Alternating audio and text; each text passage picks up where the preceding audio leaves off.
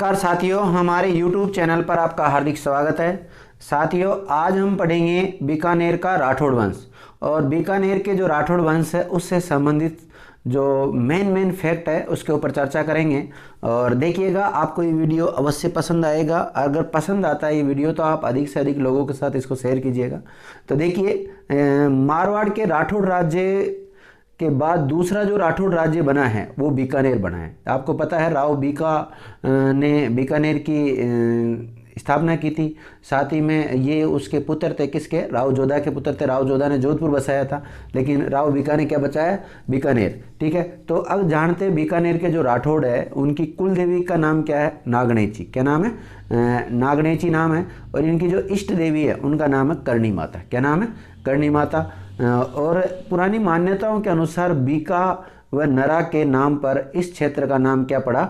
बीकानेर पड़ा। कुछ ऐसी पुरानी मान्यताएं हैं, लोक किंवदंतियां हैं इनके अनुसार। अब जो बीकानेर का जो संस्थापक है उसका नाम है राव बीका। क्या नाम है? राव बीका है। जिस प्रकार जोधा का राव जोधा के द्वारा जोधपुर बसाया गया था, इसी प्रकार राव बीका के द्वारा बीकानेर बसाया गया है। तो देखिए, राव बीका 1465 से लेकर 1504 ईस्वी तक बीकानेर का शासक रहता है। राव बीका का जो दादा था उसका नाम था रणमल। क्या नाम था दादा का? रणमल। और पिता का नाम था जोधा। रणमल यही है जिसकी बहन का नाम हंसाबाई था साथियों।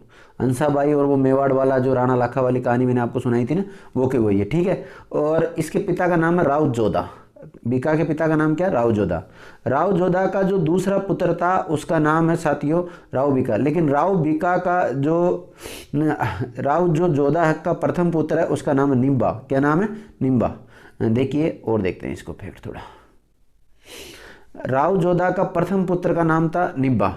बीका की जो माता थी उनका नाम था नौरंग दे, जो कि सांकला रानी थी। राव जोधा ने रानी जसमादे के प्रभाव के कारण बीका को जोधपुर का राज्य न देकर किसको दे दिया था? सातल देव को दे दिया था। किसको दे दिया था? सातल देव को दे दिया था। राव बीका ने अपने चाचा कांदल के साथ जांगल देश को जीत लिया था इसने। इसकी मतलब इसकी जो बीकानेर है उसकी पृष्ठभूमि के बारे में हम पढ़ रहे हैं। देखिए, एक ग्रंथ है, एक ख्यात है जिसका नाम है दयाल दासरी ख्यात। तो दयाल दासरी ख्यात और वीर विनोद के जो रचयिता है वो श्यामल दास है। उसके इन दोनों के अनुसार, एक तो वीर विनोद जो ग्रंथ है उसके अनुसार, जो कि वीर विनोद ग्रंथ किसने लिखा? श्यामल दास ने लिखा है। और एक दयाल दासरी ख्यात, इन दोनों के अनुसार बात कर रहे हैं हम। राव जोधा का प्रथम पुत्र का नाम निबा था तथा दूसरा पुत्र का नाम बीका था। लेकिन अचानक राव नीबा की मृत्यु हो गई। ये बात कौन बोलता है? दयाल दासरी ख्यात और वीर विनोद बोलता है। देखिए, बाबर ने क्या लिखा है?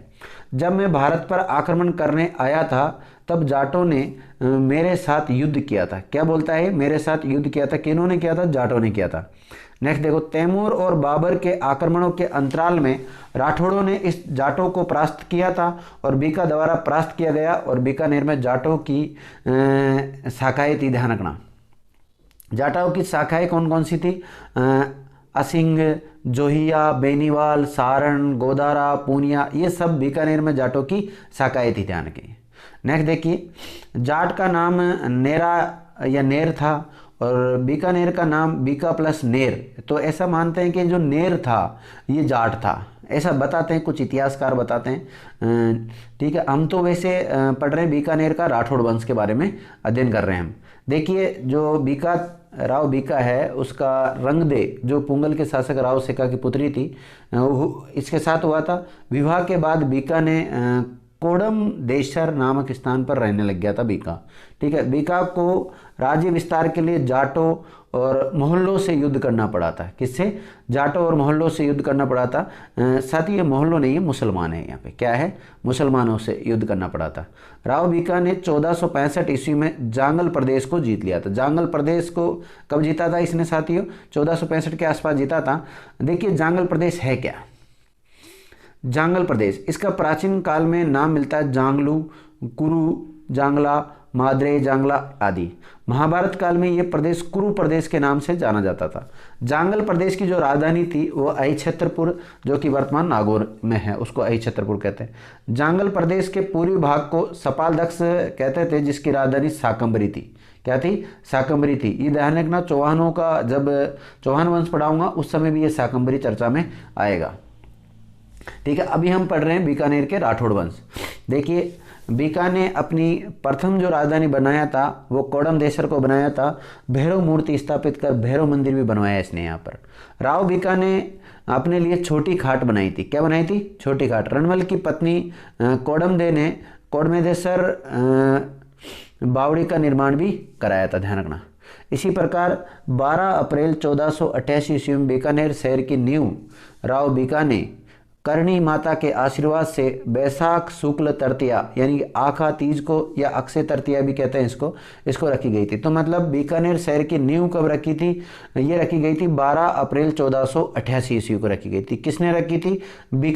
राव बीका के द्वारा रखी गई थी। किसके आशीर्वाद से रखी? करणी माता जो कि इनकी इष्ट देवी, उसके आशीर्वाद से रखी थी। कब रखी थी? अक्षय तृतीया को।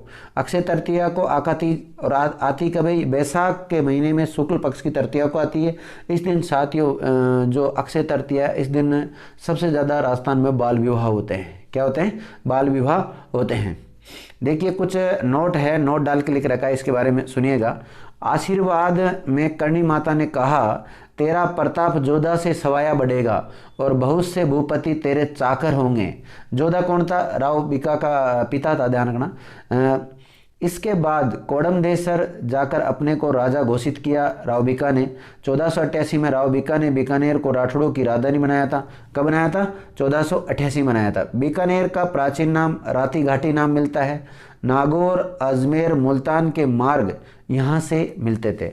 अगर जैसे कोई नागौर जाना चाहता है, अजमेर जाना चाहता है, मुल्तान जाना चाहता है, तो ये मार्ग बीकानेर से होकर गुजरता था, ध्यान रखना। और ये बड़ा फेमस पर्सन है। बीकानेर को किस नाम से जाना जाता है? राती घाटी के नाम से जाना जाता है। नेक्स्ट देखिए, राव बीका को बीकानेर के राठौड़ों का संस्थापक माना जाता है।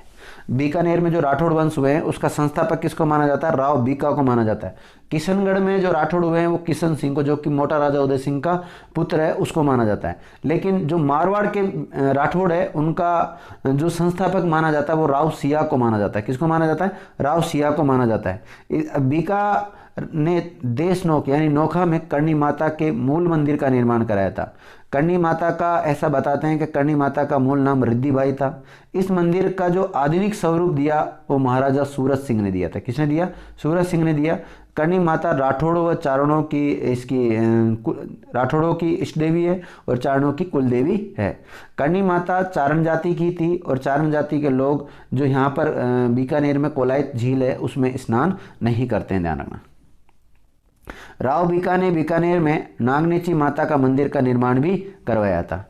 नागनेची माता का तो नाम आपने सुना ही होगा, ये वही है चक्रेश्वरी वाली, ध्यान रखना, चक्रेश्वरी इसका मूल नाम था। राव बीका ने एक दुर्ग के निर्माण की प्रक्रिया प्रारंभ की लेकिन पूर्ण नहीं कर सका, जिसे वर्तमान में बीका जी की टोकरी या टेकरी कहा जाता है। देखिए, राव बीका ने एक दुर्ग के निर्माण की प्रक्रिया चालू की थी लेकिन उस दुर्ग को बना नहीं पाया था, तो उसे वर्तमान में किस नाम से जाना जाता है? बीका जी की टोकरी या बीका जी की टेकरी के नाम से जाना जाता है। अब देखो, राव बीका के बारे में हमने जान लिया। अब जानते हैं राव नरा के बारे में। किसके बारे में जानते हैं? राव नरा के बारे में जानते हैं साथियों।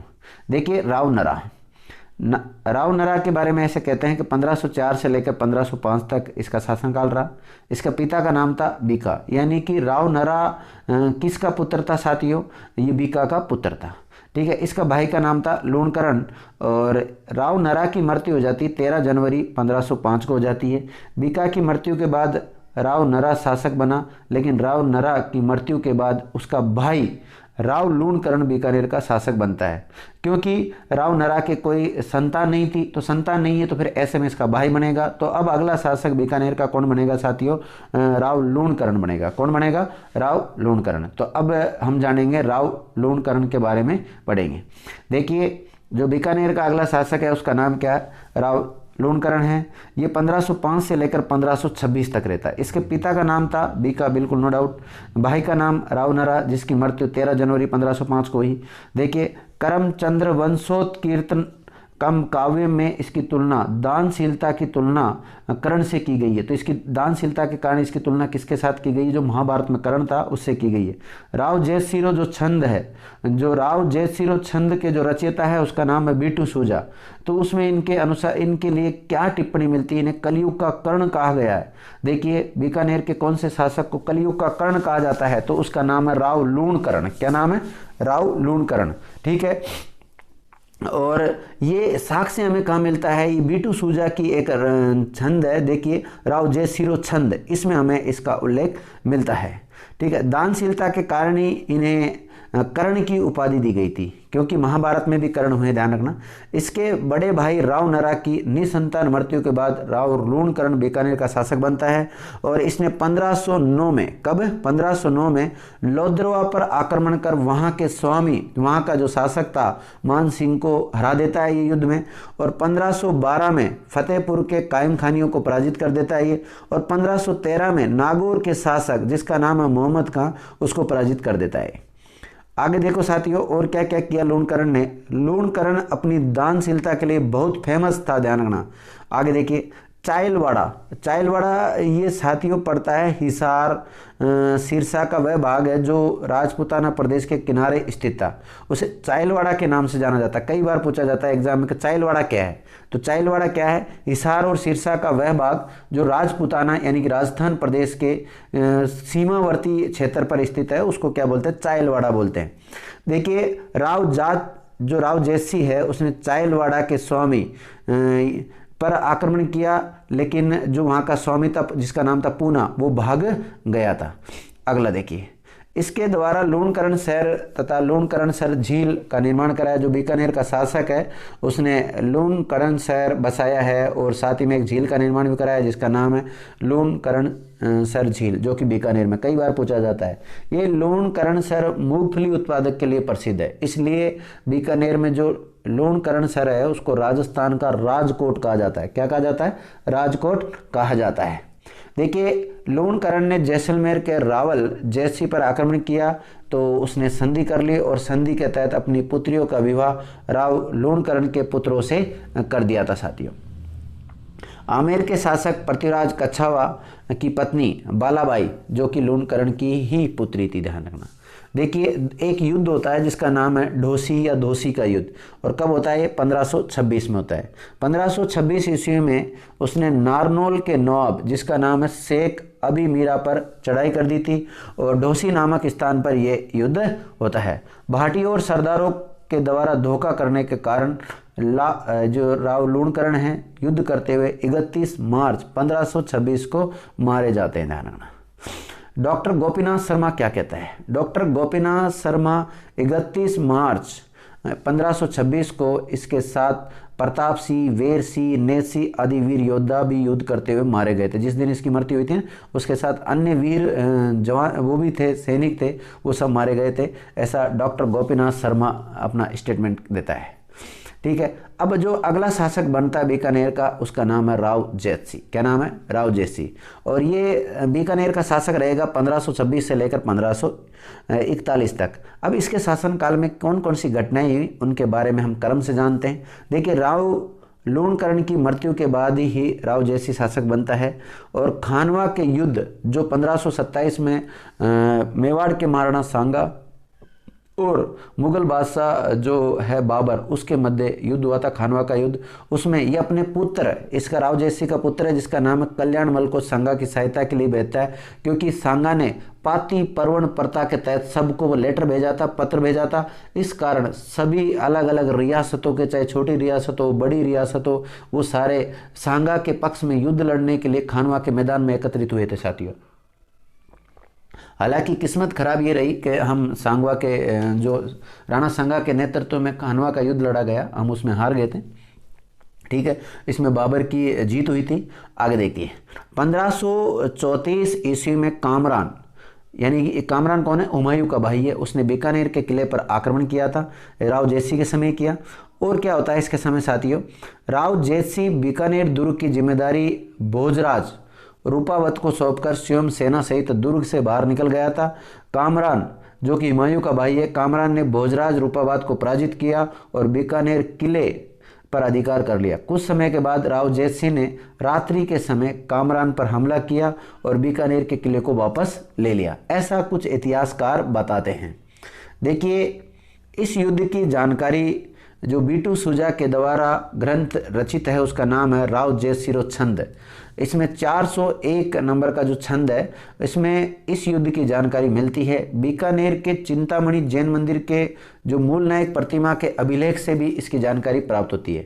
तो चिंतामणि जैन मंदिर है कहाँ पर? बीकानेर में है। इसमें जो मूल नायक प्रतिमा के अभिलेख है उसमें भी इसकी जानकारी मिलती है कि भाई ऐसा कोई युद्ध हुआ था, जो कामरान वाला। ठीक है।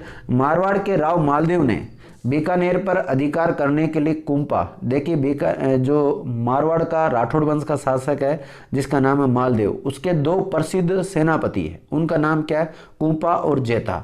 तो जिसमें से जो इसका प्रसिद्ध सेनापति है मालदेव, जो शासक है मारवाड़ का, वो किसको भेजता है? कुंपा को भेजता है। कुंपा को महाराजोत और पंचायत करम सिंगोत की अध्यक्षता में जोधपुर की सेना भेजी तथा आक्रमण की सूचना मिलते ही राव जैत सिंह ने अपने मंत्री, जिसका नाम है नागराज, नागराज की सहायता से शेरशाह के पास सहायता के लिए भेजा, लेकिन समय पर सहायता नहीं मिल पाई थी। तो मतलब कुल मिला के बात यह है, इसके समय ही इन दोनों की आपस में शत्रुता के बीज बो दिए थे इन्होंने। अब मतलब ये जो जाएगा शेरशाह के पास जाएगा, और शेरशाह से मालदेव एक युद्ध लड़ता है जिसका नाम है गिरी सुमेल का युद्ध। ठीक है, वो भी ये भी कोई न कोई कारण बनता है उसका। आगे देखिए, एक युद्ध होता है जिसका नाम है पाहेबा या साहिबा का युद्ध। कई बार पूछा जाता है, पाहेबा या साहिबा का युद्ध होता है 1541 में। जब मैंने आपको मालदेव के बारे में पढ़ाया तो भी वहाँ पर भी आपको इस युद्ध के बारे में मैंने बताया होगा। तो ये युद्ध मालदेव और बीकानेर के शासक जैत सिंह के मध्य होता है। देखिए, मालदेव कहाँ का शासक है? मारवाड़ का। मालदेव कहाँ का साथियों? मारवाड़ का शासक है। तो एक तो मारवाड़ रियासत के मध्य, और राव जैत सिंह कहाँ का शासक है? बीकानेर का। कहाँ का है? बीकानेर का। तो ये जो 2 रियासतें हैं मारवाड़ और बीकानेर, हालांकि मारवाड़ को ही जोधा ने जोधपुर शहर बसाया था, इसलिए इसको क्या कहते हैं? जोधपुर भी कहते हैं। क्या कहते हैं? मारवाड़ को क्या कहा जाता है? जोधपुर कहा जाता है। तो साथियों, जो ये युद्ध हुआ है ये पाहेबा या साहिबा नामक स्थान पर हुआ है। और पाहेबा या साहिबा है कहाँ पर? फलोदी में। और फलोदी कहाँ है? जोधपुर में। जो पाहेबा साहिबा का जो युद्ध हुआ है इसमें जीता कौन था? मालदेव। और मालदेव कहाँ का शासक है? जोधपुर का, अर्थात मारवाड़ का शासक है। इस युद्ध में राव जैत सिंह मारा जाता है। जो बीकानेर का शासक है राव जैत सिंह, उसकी मृत्यु हो जाती है, वो मारा जाता है। मालदेव ने बीकानेर पर अधिकार कर लिया। तो इस युद्ध के पाहेबा या साहिबा का युद्ध इसलिए है, हालांकि सेम गोत्र के हैं, राठौड़ वंश के ही हैं, उसी से निकले हैं, रावजोधा के पुत्र है, लेकिन फिर भी भाई बंधुओं में लड़ाई हो रही। कुल मिला के बात ये है। अब देखो, राव कल्याणमल, अगला राव जैत सिंह के बाद में जो अगला शासक बनता है बीकानेर का, उसका नाम क्या है? राव कल्याणमल। राव कल्याणमल ऐसा माना जाता है 1541 से लेकर 1574 ईस्वी तक बीकानेर का शासक रहता है। ठीक है। इसके जो पिता था राव जैत सिंह, इसके पिता का नाम क्या है? राव जैत सिंह। इसने अपने पिता की मृत्यु के बाद ये शासक बना था। इनका जो राज्याभिषेक हुआ था वो ठाकुरिया सर में हुआ था। इन्होंने शेरशाह की सहायता से बीकानेर राज्य पुनः प्राप्त कर लिया।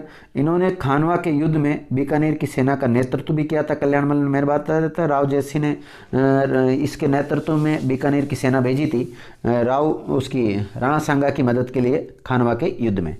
ठीक है। शेरशाह व मालदेव के मध्य ऐसा बताते हैं कि 5 जनवरी, कुछ इतिहासकार इसको 5 फरवरी भी बताते हैं। तो मतलब आपको 1544 डेट याद रखनी है। कब?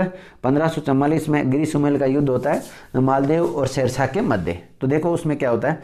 राव कल्याणमल बीकानेर का पहला शासक था जिसने दिल्ली यानी दिल्ली से संबंध बनाए थे। और दिल्ली में किसके साथ संबंध बनाए थे? बीकानेर की तरफ से शेरशाह सूरी के साथ इसने संबंध बनाए थे। देखो, ये बीकानेर का प्रथम शासक था जिसने मुगलों से वैवाहिक संबंध भी बनाए थे। बीकानेर का पहला शासक जिसने मुगलों के साथ वैवाहिक संबंध बनाए, उसका नाम क्या साथियों? तो उसका नाम राव कल्याणमल है, ध्यान रखना, जिसने मुगलों से वैवाहिक संबंध बनाए और मुगलों की अधीनता स्वीकार की थी। देखो कैसे किस किस के साथ शादी हुई, ध्यान देना। इसकी जो पोती है जिसका नाम राजकुंवरी है, और राय सिंह की जो पुत्री थी उसका विवाह इसने अकबर के साथ कर दिया। किसके साथ कर दिया? अकबर के साथ कर दिया। अबुल फजल जो है इतिहासकार, वो क्या कहते हैं? कल्याणमल ने अपने भाई जिसका नाम कान्हा की पुत्री का विवाह अकबर से किया था। राव कल्याणमल बीकानेर राज्य तथा मुगलों के बीच प्रथम संधि पर हस्ताक्षर करने वाला प्रथम शासक था, ध्यान रखना। बिल्कुल सही है, इसमें वैवाहिक संबंध बनाने वाला भी पहला, संधि करने वाला भी पहला मुगलों के साथ। देखिए राव कल्याणमल, ये हो गया। राव कल्याणमल को अकबर के द्वारा 2000 का मनसब प्रदान किया गया था। राव कल्याणमल अपने 2 पुत्र, जिनका नाम, एक का नाम था पृथ्वीराज राठौड़ और दूसरे का नाम है राय सिंह, के साथ नागौर में जब मुगल बादशाह अकबर नागौर दरबार लगाता है तो उसमें उपस्थित होता है, अकबर की सेवा में चला जाता है। 1574 ईस्वी में राव कल्याण का क्या हो जाता है, निधन हो जाता है। तो बीकानेर का शासक जो राव कल्याणमल है वो मारा जाता है, उसके निधन हो जाता है। तो उसके बाद में देखिए इसके 2 पुत्र है, जिसका नाम, एक का नाम तो क्या साथियों अभी बताया मैंने आपको, ये रहे, एक का नाम राय सिंह और एक का नाम पृथ्वी सिंह राठौड़। क्या नाम है, पृथ्वी सिंह राठौड़ या पृथ्वीराज राठौड़, ध्यान रखना, ये काफ़ी फेमस है। तो पृथ्वीराज राठौड़ के बारे में कुछ टिप्पणी है वो हम जान लेते हैं। देखिए साथियों, पृथ्वीराज राठौड़, इनका नाम तो आपने सुना ही होगा। ये बीकानेर के राव कल्याणमल के पुत्र तथा अकबर के दरबारी कवि भी थे। इन्हें अकबर के द्वारा गागरोन दुर्ग भेंट में दे दिया था इनको, ठीक है। ये विष्णु के बड़े भक्त थे, जो पृथ्वीराज राठौड़ है विष्णु के बहुत बड़े भक्त थे। इन्होंने गागरोन दुर्ग में वेली किशन रुक्मणी वचनिका नामक ग्रंथ की रचना की। तो आपसे पूछा जाएगा वेली किशन रुक्मणी के रचयिता कौन है, तो उनका नाम है पृथ्वीराज राठौड़, ठीक है। और कहाँ पर की थी इन्होंने, गागरोन में। साथियों इस जो ग्रंथ की रचना की, इसमें भगवान कृष्ण और रुक्मणी के विवाह का वर्णन मिलता है वेली किशन रुक्मणी में। और ये जो ग्रंथ लिखा गया है ये डिंगल भाषा में लिखा गया है, उत्तर पश्चिमी मारवाड़ी में लिखी गई है, ध्यान रखना। इस ग्रंथ को जोधपुर के कवि जिनका नाम है दुर्सा आडा, उसने हिंदुओं का 5वां वेद बताया है और 19वां पुराण बताया है। देखिए जोधपुर का एक कवि है जिनका नाम है दुर्सा आडा। तो वेली किशन रुक्मणी वचनिका नामक जो ग्रंथ है वो गागरोन दुर्ग में पृथ्वीराज राठौड़ के द्वारा लिखा गया। इसको 5वां वेद, जैसे 4 वेद तो आपने सुने हैं, ऋग्वेद, यजुर्वेद, सामवेद, अथर्ववेद, और 5वां किसको बताया उसने, वेली किशन रुक्मणी वचनिका को बताया है। किसने, कवि दुर्सा आडा ने। और कहाँ के हैं कवि दुर्सा आडा, जोधपुर के हैं, ध्यान रखना। और देखिए पुराणों की संख्या है 18, कितनी है, 18 है। और लेकिन ये कहते हैं कि 19वां जो पुराण है वो कौन सा है, वेली किशन रुक्मणी वचनिका। और ये बात कौन बोलता है, कवि दुर्सा आडा बोलता है इस वेली किशन रुक्मणी वचनिका के बारे में, ठीक है। आगे देखिए इस ग्रंथ यानी कि वेली किशन रुक्मणी जो ग्रंथ है, वेली किशन रुक्मणी वचनिका नामक जो ग्रंथ है, इसके बारे में जो राजस्थान के इतिहास के पितामह हैं जिनका नाम है कर्नल जेम्स टोड, जिनको घोड़े वाला बाबा भी कहते हैं, उन्होंने 10 सहस्त्र घोड़ों के बल से इसकी तुलना की, ध्यान रखना। पृथ्वीराज राठौड़ पीथल के नाम से काव्य रचना भी करते थे, ध्यान रखना। और देखिए एलपी टेसीटोरी ने पृथ्वीराज राठौड़ को डिंगल भाषा का हेरोस कहा है। क्या कहा है, डिंगल भाषा का हेरोस कहा है। पृथ्वीराज राठौड़ की कुछ अन्य ग्रंथ है जिसका नाम है गंगा लहरी, दशरथ रावत, दसम भगवान रा दोहा। पृथ्वीराज का जो जन्म महाराणा प्रताप के 9 साल बाद हुआ था, जबकि निधन 2 साल के बाद हुआ था, ठीक है। पृथ्वीराज ने अपनी मृत्यु का समय व स्थान अकबर को 6 महीने पहले ही बता दिया था। इसने बता दिया था कि भाई मेरी मृत्यु कब होगी, कौन से स्थान पर होगी, ये अकबर को इसने पहले बता था। इस प्रकार पृथ्वीराज की जो मृत्यु होती है पृथ्वीराज राठौड़ की, वो आगरा में होती है। कहाँ पे हुई थी, आगरा में ही निर्धारित थी और आगरा में ही इसकी मृत्यु हो जाती है। देखिए एक कवि है जिनका नाम है कन्हैयालाल सेठिया। कन्हैयालाल सेठिया की कुछ टिप्पणी हैं वो भी आपको याद करनी है। देखिए कन्हैयालाल सेठिया का नाम आपने सुना होगा। इनका जन्म 1919 में सुजानगढ़ जो कि चूरू में है वहाँ पर हुआ। ये आधुनिक काल के हिंदी और राजस्थानी भाषा के बड़े प्रसिद्ध कवि हुए हैं कन्हैयालाल सेठिया। इनकी जो कविता है वो पीतल और पाथल, आपने नाम सुना होगा। पीतल यहाँ पे कहा गया इन्होंने पृथ्वीराज राठौड़ को और पाथल कहा गया महाराणा प्रताप को। तो कई बार पूछा जाता है कन्हैयालाल सेठिया की जो कृति है, कविता है पीतल और पाथल, तो पीतल किसको कहा गया, पृथ्वीराज राठौड़ को, ठीक है, जो कि कल्याणमल के पुत्र है। बीकानेर का जो शासक है कल्याणमल उनके पुत्र है। और पाथल किसको कहा गया, महाराणा प्रताप, जो कि मेवाड़ के बड़े प्रतापी शासक हुए हैं। महाराणा प्रताप को कौन नहीं जानता भला। आप राजस्थान में रहते हैं, राजस्थान में रहते हुए अगर महाराणा प्रताप के बारे में नहीं जानते तो आप कुछ भी नहीं जानते, इसका मतलब राजस्थान के बारे में, ठीक है। इनके अलावा देखो बाल्यावस्था रमणियारा सोरठो इन्होंने लिखा है, ठीक है। इनके लीलटास काव्य संग्रह को 1976 में केंद्रीय अकादमी ने पुरस्कार दिया था। ध्यान। अन्य जमीन रोध, धणी कुण, मिंजर, तुम्हें सौगंध है, सिरोही के वीरो आदि इनकी ये रचनाएं हैं। जो अगला मतलब बीकानेर का जो अगला शासक बनता है उसका नाम है महाराजा राय सिंह। क्या नाम है? राय सिंह, जो कि कल्याणमल के बड़े पुत्र हैं।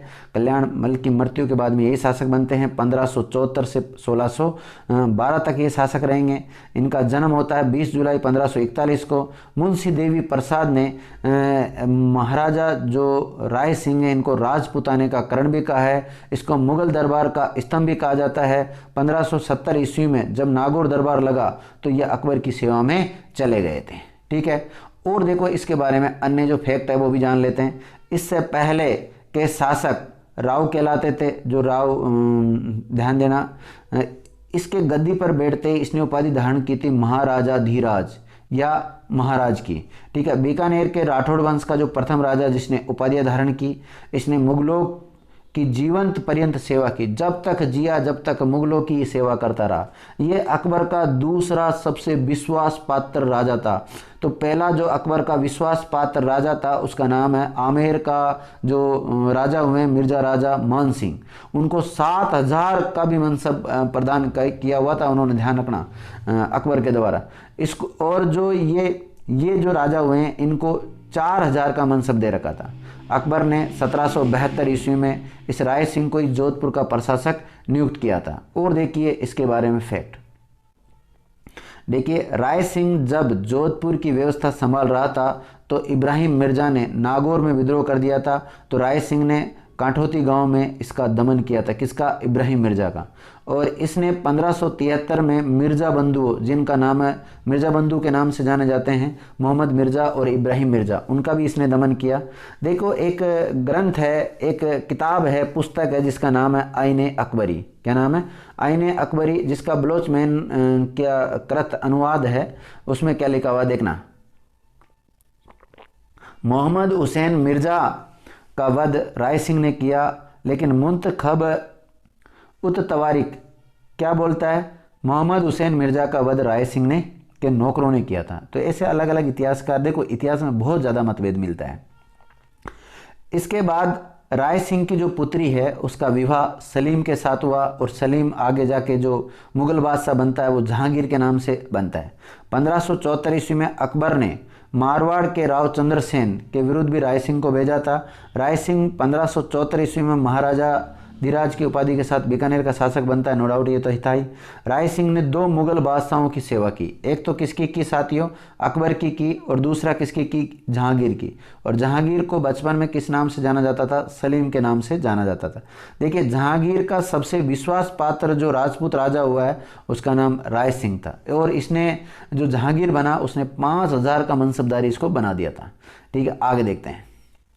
देखो साथियों, जहांगीर के शासक बनते ही उसके पुत्र खुसरो ने विद्रोह कर दिया था। किसने? खुसरो ने विद्रोह कर दिया था। तो जहांगीर को लाहौर जाना पड़ा। तो महल के जो हरम की स्त्रियों की देखभाल की जिम्मेदारी किसको सौंपी थी? बीकानेर का जो शासक है राय सिंह, इसको मिली थी। ध्यान रखना, राय सिंह एक साधु की भविष्यवाणी पर विश्वास करके हरम की स्त्रियों को बीच रास्ते में छोड़कर बीकानेर चला गया, जिससे जहांगीर इनसे बड़ा नाराज हो गया था। देखिए एक युद्ध होता है इनके समय, काफ़ी फेमस युद्ध है जिसका नाम है दत्तानी का युद्ध। क्या नाम है? दत्तानी का युद्ध। दत्तानी का युद्ध होता है 1583 ईस्वी के आसपास।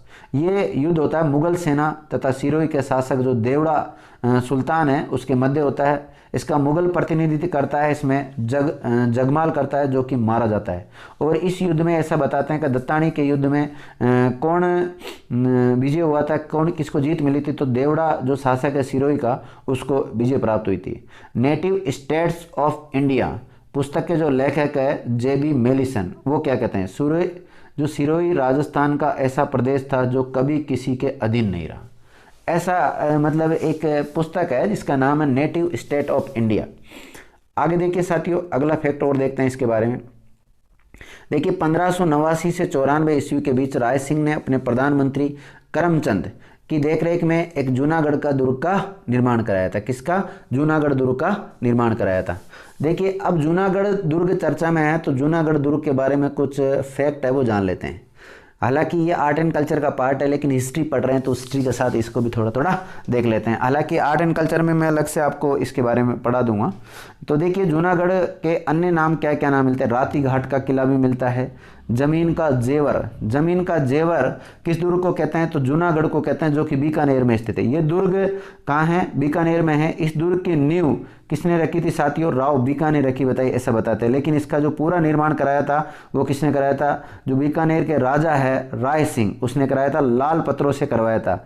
ये दुर्ग चतुष्कोण या चतुर्भुजाकृति का है। ये दुर्ग दुर्लभ प्राचीन वस्तुएं, हस्तलिखित ग्रंथों का समृद्ध श्रृंगालय है। इसका जो मेन द्वार है उसको कर्णपोल या सूरजपोल के नाम से जाना जाता है। ठीक है। चित्तौड़ का जो साका हुआ था साथियों, चित्तौड़ का साके में वीर गति पाने वाले जयमल और फत्ता की गजारूढ़ मूर्तियां, यानी हाथी पर आरूढ़ जो मूर्तियां हैं, इस दुर्ग के सूरजपोल नामक जो गेट है उस पर स्थित है। इस दुर्ग के सूरजपोल दरवाजे पर जयमल फत्ता की पाषाण कालीन मूर्ति, किसकी बनी हुई, पत्थर की बनी हुई है। इस दुर्ग में हिंदू मुस्लिम कला शैलियों का सुंदर समन्वय है। यह दुर्ग अपनी शानदार शिल्प कला के लिए प्रसिद्ध है। इस गढ़ में शस्त्रागार और 33 करोड़ देवी देवताओं के मंदिर भी उल्लेख है। ठीक है। इस दुर्ग में इंडो सौर सैनिक शैली का दुर्ग भी माना जाता है इसको। यह दुर्ग एक दानव दुर्ग की श्रेणी में आता है। किसमें आता है, दानव दुर्ग की श्रेणी में आता है। इस दुर्ग का निर्माण मुगल शैली में किया गया। इस दुर्ग के अनूप महल में सोने की कलम से काम भी किया गया है, तो इसलिए भी फेमस है, ध्यान रखना। आगे देखिए साथियों, 1993 में अकबर ने राय सिंह से प्रसन्न होकर उसे जूनागढ़ प्रदेश व 1604 में शमशाबाद तथा नूरपुर की जागीरी राय सिंह को दे दी। लेकिन करमचंद वंशोत्कीर्तन में राय सिंह को राजेंद्र की उपाधि दी गई। राजेंद्र का मतलब होता है जीते हुए शत्रुओं से अच्छा व्यवहार करने वाला, ये होता है राजेंद्र का मतलब। ठीक है। राय सिंह ने रचना की थी किसकी, राय सिंह महोत्सव। तो राय सिंह महोत्सव की रचना किसने की, राय सिंह ने की। राव सिया से राय सिंह तक का वर्णन मिलता है इस ग्रंथ में।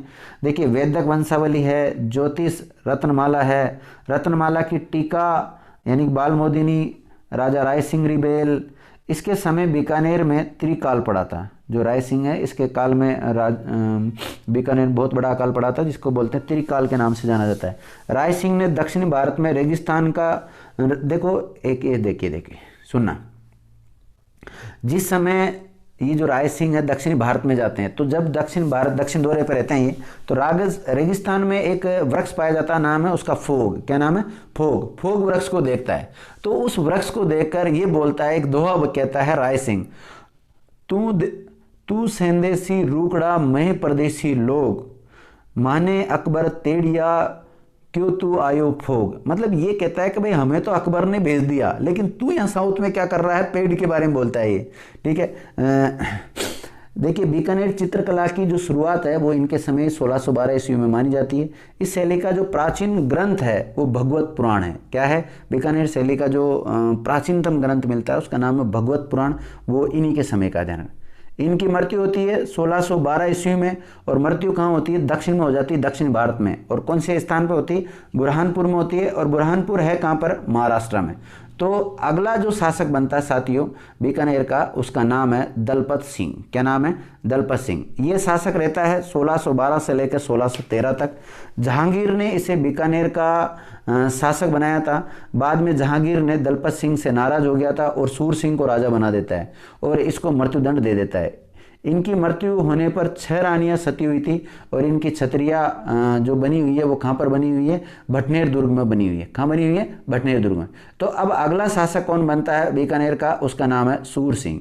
1613 से 1631 तक रहता है। जहांगीर ने जब दलपत सिंह के स्थान पर सूर सिंह को शासक बनाया था। इसने मुगलों की सहायता की थी। 1622 ईस्वी में खुर्रम के विद्रोह को दबाने में सहायता की। 1628 में जुझार सिंह बुंदेला के विद्रोह को दबाने में इन्होंने मदद की थी। 1629-30 ईस्वी को खान ने जहां लोधी के विद्रोह को दबाने में इन्होंने मदद की। और 1631 ईस्वी में बुरहानपुर बुरहानपुर मध्य प्रदेश में नहीं, ये महाराष्ट्र है, इसको थोड़ा करेक्शन कर लेना। देखिए बुरहानपुर नामक स्थान पर इनकी मृत्यु हो जाती है, और ये बुरहानपुर है कहाँ पर, महाराष्ट्र में है। कहाँ पर है, महाराष्ट्र, मध्य प्रदेश नहीं है, इसमें थोड़ा करेक्शन कर लेना। ठीक है। अब देखिए अगला जो शासक बनता है वो शासक कौन बनेगा इसके बाद में, इसकी मृत्यु के बाद में? करण सिंह। क्या कौन बनता है? करण सिंह 1631 से लेकर 1669 ईस्वी तक शासक रहता है।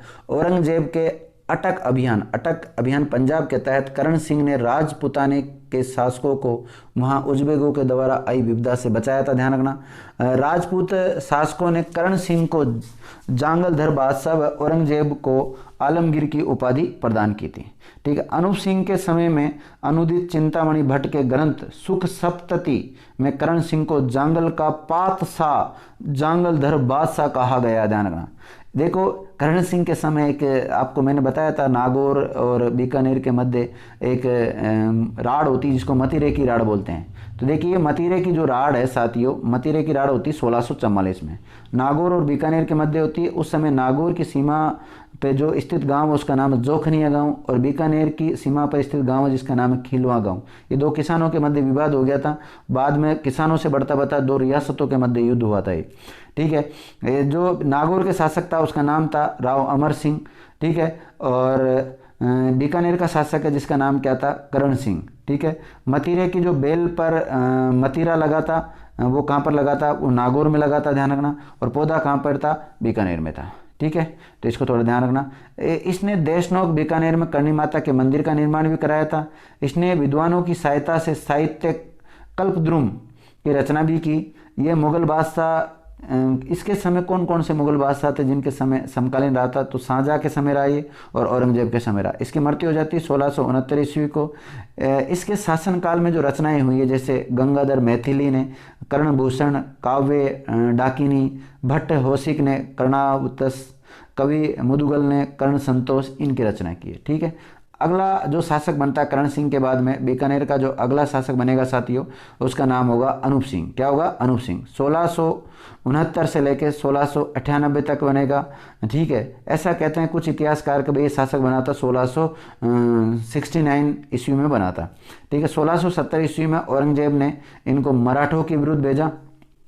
इनकी वीरता से प्रभावित होकर औरंगजेब ने इनको उपाधि दी, महाराजा की उपाधि दी, मही भ्रातृ की उपाधि दी। ये औरंगजेब के राजनीतिक सलाहकार भी थे। अनूप सिंह के बारे में ऐसा कहा जाता है। देखिए 1685-86 में बीजापुर तथा 1687 में गोलकुंडा के घेरे में मुगल सेना के साथ थे। ये ध्यान रखना। इसने चुंगेर की स्थापना की। इसके समय उस्ता कला लाहौर से बीकानेर आई थी। तो जो उस्ता कला जो ऊँट के ऊपर जो मीनाकारी की जाती है ना, तो वो लाहौर से बीकानेर किसके समय आई थी? अनूप सिंह के समय आई थी। इनका काल उस्ता कला का गोल्डन पीरियड कहा जाता है। इनका काल उस्ता कला का क्या कहलाता? स्वर्णकाल कहो, गोल्डन पीरियड कहो, बात एक ही साथियों। देखिए ऊँटों की चमड़ी पर की जाने वाली कला को क्या कहते हैं? उस्ता कला कहते हैं। उस्ता कला के जो कलाकार को क्या कहा जाता है? उस्ताद कहा जाता है। और उस्ता कला के प्रसिद्ध कलाकार जैसे इसामुद्दीन उस्ता है और वर्तमान में जो है उसका नाम है उस्ताद मोहम्मद हनीफ। देखो इनका काल बीकानेर चित्रकला का गोल्डन पीरियड माना जाता है। इनके समय पहली बार गीता का राजस्थानी में अनुवाद किया गया था। और किसने किया था? आनंद राम ने किया था। इनके समय में बैताल पच्चीसी की कथाओं की कविता मिश्रित मारवाड़ी गद्य में अनुवाद किया गया था। और देखिए क्या क्या हुआ। इसने स्वयं ने ग्रंथ लिखे थे। अनूप सिंह ने अनूप विवेक, काम प्रबोध, श्राद्ध प्रयोग, चिंतामणि आदि ग्रंथों की रचना इन्होंने की थी। गीत गोविंद की, अनूपोदय टीका। इनके दरबारियों ने भी कुछ ग्रंथों की रचना की। जैसे इनका जो दरबारी है उसका नाम मणिराम, उसने अनूप व्यवहार सागर, अनूप विलास लिखा। अनंग भट्ट ने कौन सा लिखा? तीर्थ रत्नाकर लिखा। वेदनाथ ने कौन सा लिखा? ज्योतिपति सार की रचना की थी। ध्यान रखना। इनके काल में संगीताचार्य जनार्दन भट्ट का जो पुत्र है उसका नाम है भाव भट्ट। इनका साहित्यकार व संगीतकार था। इनके जो जिसने संगीत रत्नाकर की रचना भी की। अनूप सिंह ने अनूप संग्रहालय की स्थापना की और इसे विद्वानों का जन्मदाता भी कहा जाता था। किसको? अनूप सिंह को। अनूप सिंह दक्षिण भारत से अनेक देवी देवताओं की मूर्तियां लाया और उन्हें बीकानेर के 33 करोड़ देवी देवताओं के मंदिर में रखवाया। तो 33 करोड़ देवी देवताओं का मंदिर है कहाँ पर? ये बीकानेर में भी, ध्यान रखना। अब देखिए बात करें हम इसके बाद में अगला जो शासक बनता है उसका नाम है स्वरूप सिंह। ये कब से बनता है? 1698 से 1700 तक ही बनता है, कुछ समय के लिए रहता है। अनूप सिंह की मृत्यु के समय स्वरूप सिंह मात्र 9 वर्ष का था।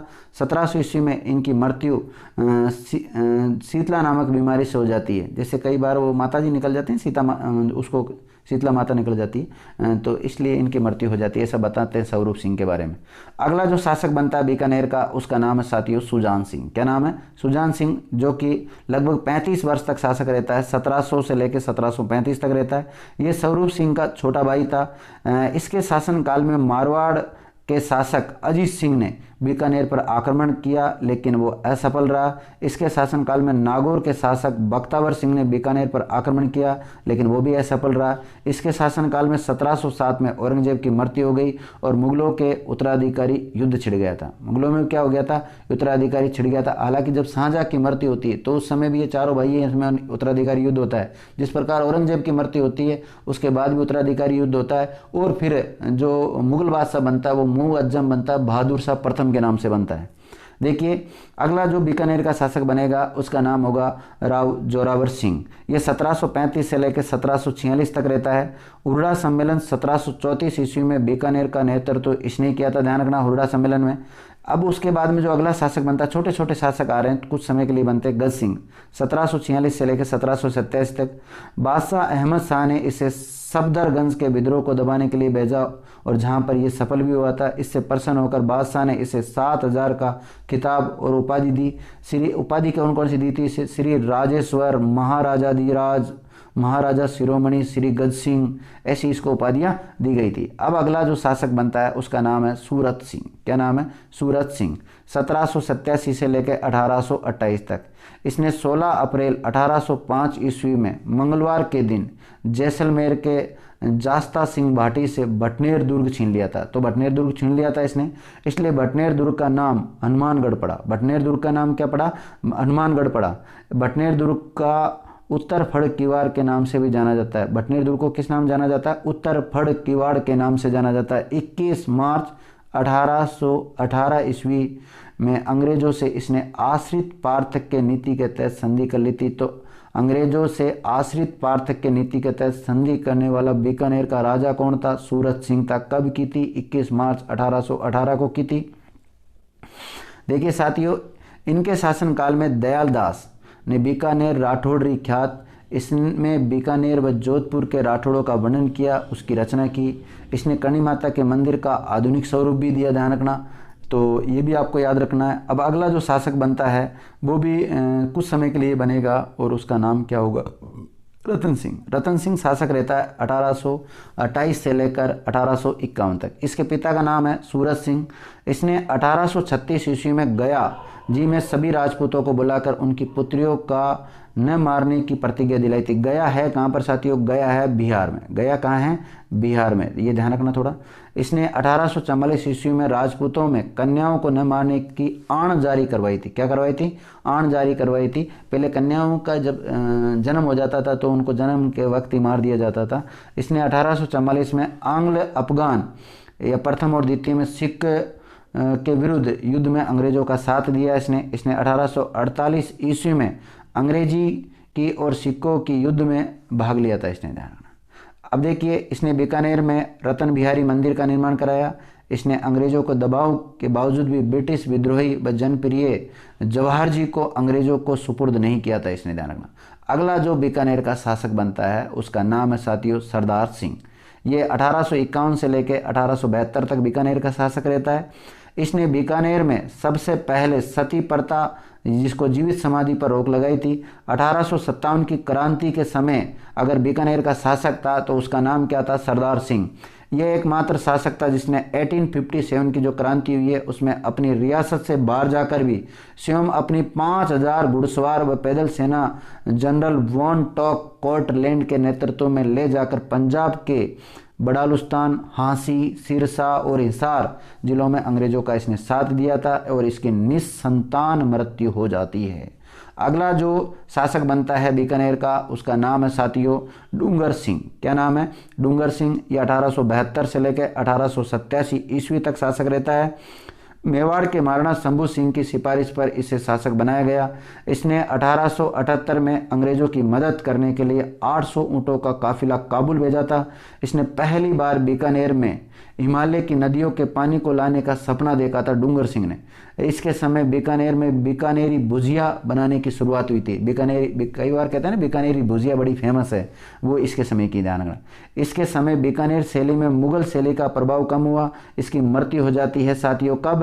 31 अगस्त 1887 को इसकी मृत्यु हो जाती है। तो अगला शासक बनता है महाराजा गंगा सिंह।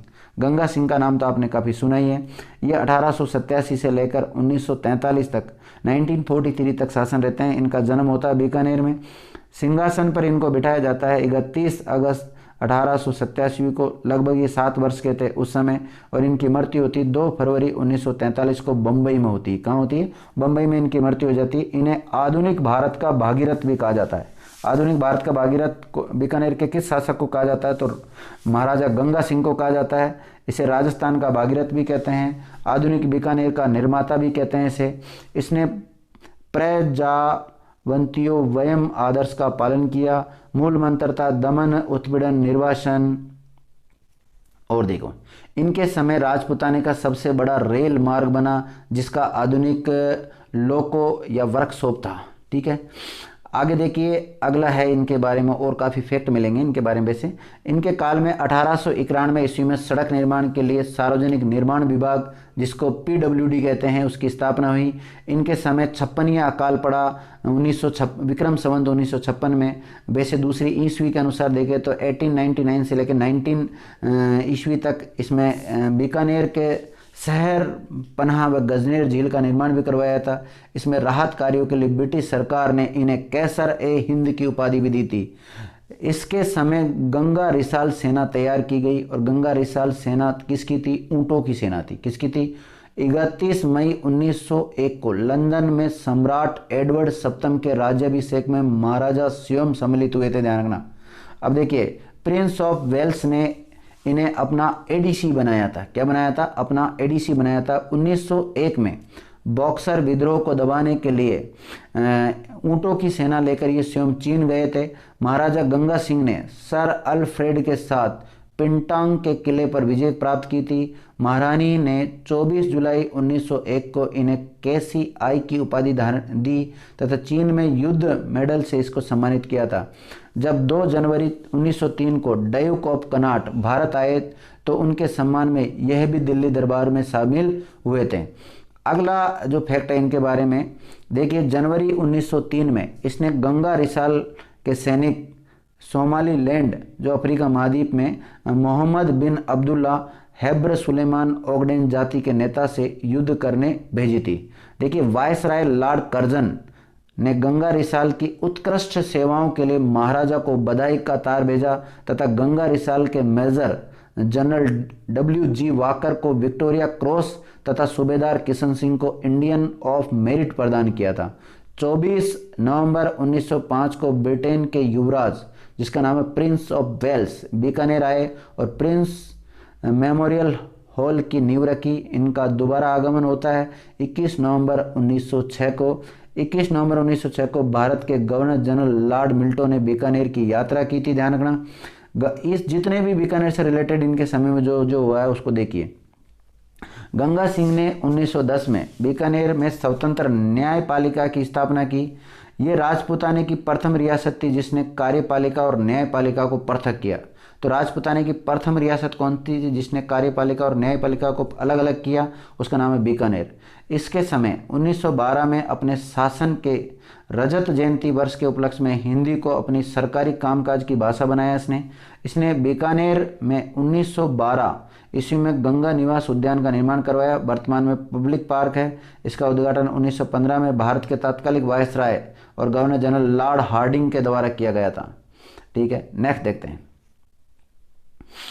देखो साथियों, इसने बीकानेर में 1913 में नाम मात्र के अधिकार देते हुए प्रजा प्रतिनिधित्व सभा की स्थापना की। ये प्रथम विश्व युद्ध जो 1914 से 1918 के ब्रिटिश इंपीरियल वार कैबिनेट के एकमात्र नॉन वाइट सदस्य थे।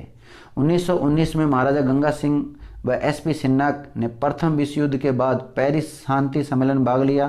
पहली युद्ध परिषद, बाद में ये वर्साई की संधि हुई थी, ध्यान रखना। आगे बात करते हैं। 1921 में नरेंद्र मंडल की स्थापना हुई। प्रथम जो चांसलर थे वो इनको ही बनाया गया था। इस मंडल का अधिवेशन प्रतिवर्ष जनवरी फरवरी में दिल्ली में होता था।